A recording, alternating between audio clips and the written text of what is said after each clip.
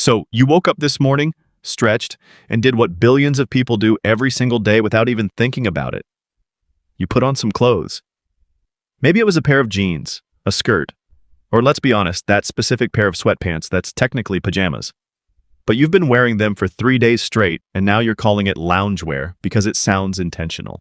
Clothes are so deeply baked into human existence that we will literally arrest you if you don't wear them. Think about that for a second. The state will physically intervene if you are too naked. We built an entire legal system around the concept of, please put something on. We have laws about nudity as a species.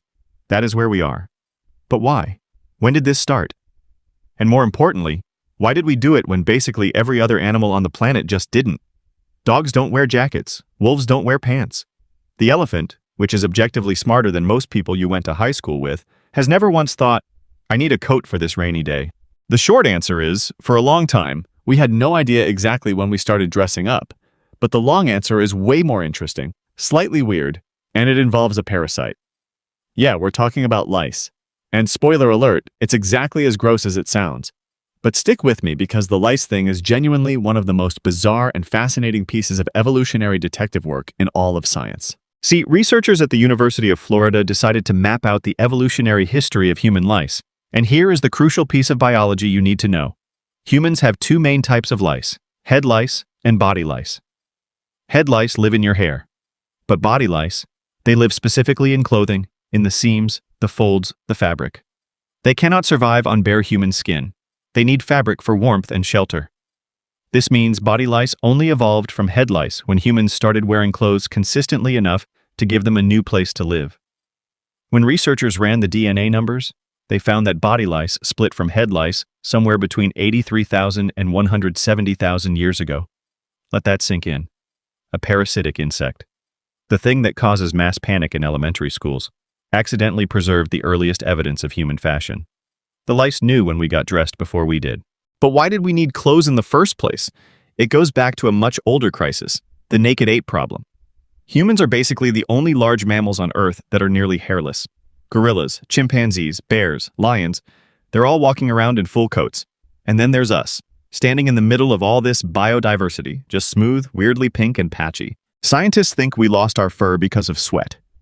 As our ancestors moved from shady forests to open grasslands and started running long distances to hunt, thick fur became a deadly trap. You'd overheat, your core temperature would spike, you'd collapse, and you'd die hungry. So, over hundreds of thousands of years, we shed our fur and developed an absolutely insane number of sweat glands, about 2 to 4 million of them. We are, without exaggeration, elite sweating machines. But while that's great in the African summer, it is considerably less great when you're freezing. Now, the conventional story says humans moved out of Africa, hit cold weather, got chilly, and wrapped themselves in animal skins. Clean, logical, simple. Except the timeline doesn't work. The lice DNA proves we started wearing clothes at least 100,000 years ago, but modern humans didn't migrate out of Africa in big numbers until around 70,000 years ago. Why were we getting dressed tens of thousands of years before we went anywhere cold? The answer is social signaling. Humans are, at our core, profoundly obsessed with status and hierarchy. We are constantly communicating who we are, what group we belong to, and whether you should be scared of us or attracted to us. Long before clothes, we were painting our skin with red ochre pigments, as far back as 200,000 years ago. We were painting ourselves before we were dressing ourselves. So, jumping from decorating your skin to draping a specific animal hide over your shoulder wasn't a big cognitive leap. Once that hide is on, it becomes a status symbol? Is this the hide of something powerful? Did I kill it myself? Does wearing it make me look important? Welcome to the very first fashion industry. A small band of Homo sapiens on the African savanna arguing over who gets to wear the leopard skin. Of course, early clothing looked rough, just a heavy skin held together with a piece of dried animal tendon. It was the prehistoric equivalent of wearing a trash bag. Functional, but nobody's winning any design awards. But then, around 50,000 years ago, everything changed. Archaeologists started finding bone needles in places like the Denisova cave in Siberia. These weren't just sharp points. They were actual needles with tiny eyes bored through the end, made from bird bones and polished beautifully. This needle represents an incredible engineering leap. Someone looked at a sliver of bone, envisioned a tool that didn't exist, and figured out how to pierce it without splitting it. This allowed for fitted clothing, sewn seams and garments shaped to the body. In the depths of a Siberian glacial winter, without properly fitted clothing that seals heat against your skin, you die. The needle was the thin line between life and extinction. And we weren't the only ones doing it. Neanderthals were processing animal hides and making leather tools well before they ever met us. Even the Denisovans, a mysterious human cousin we barely know, were making pierced ornaments and polished decorations in the same cave layers as those needles. The impulse to dress up wasn't unique to us. It was a smart, bipedal primate thing. Eventually, we moved from heavy animal skins to woven plant fibers. Around 30,000 years ago, in a cave in the Republic of Georgia, humans started spinning wild flax into thread. And get this, those fibers were already dyed in multiple colors. Someone tens of thousands of years ago looked at a functional piece of woven string and decided it needed to be pink or blue. Not because it made it warmer, but because it meant something. We turned clothing into a language. We used it to say, I am a priest, I am a warrior, I am mourning, or I am king. By the time agriculture started, we were cultivating flax, shearing wool from sheep, and eventually trading silk across vast empires.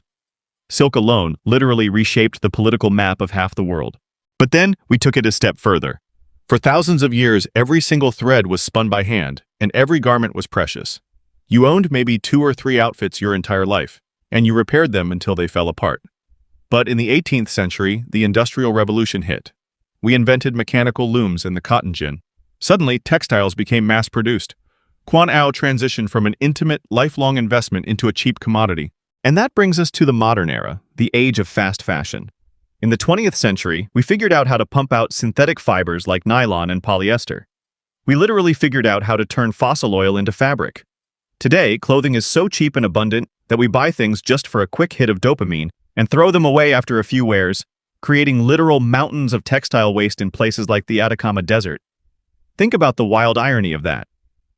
We went from weaving fibers by hand just to survive the Ice Age to choking the planet with a mountain of discarded plastic shirts because we have nothing to wear. Every choice you made about what to put on your body today reflects 150,000 years of history.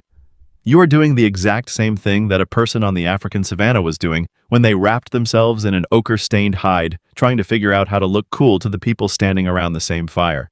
We get cold, we get creative, we get dressed, and then we spend the rest of our lives staring at a full closet complaining that we have nothing to wear. Some things genuinely never change. So, what about you? If you could travel back in time, would you choose to live completely naked and free, or are you too attached to your loungewear? Let me know in the comments. Until next time, see you.